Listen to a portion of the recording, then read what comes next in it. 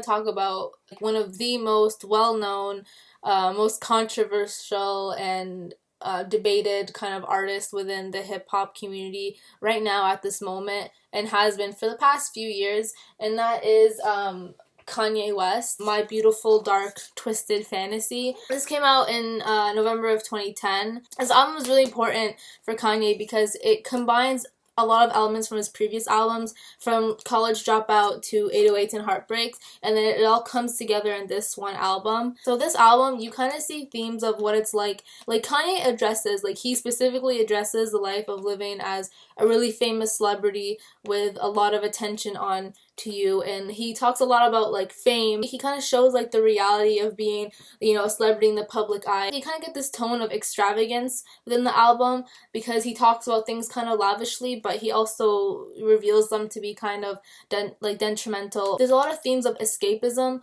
how celebrities or really famous artists use alcohol and drugs to escape from kind of the pressure of the public eye and the excess of fame. Pretty realistic in himself. I don't know why people say Kanye is really arrogant and stuck up his ass, because he does talk a lot about the chase for the American dream, and he talks about how he's chased it before. I'm pretty sure he's aware of how he is ever since he's became a really famous star. The title in itself kind of reflects the theme, because he mentions his fantasy, his beautiful fantasy of reaching fame and money and success, but he talks about, and then he mentions how dark and twisted it actually is, and that how it's not all what society depicts being, famous, and that whole idea of the American dream, where you have the American dream, but are you really happy? Is that everything that you really needed, or is it just what society says that you need to have in order to be successful? And Kanye kind of shows between the idea of what it's like to be extremely successful and what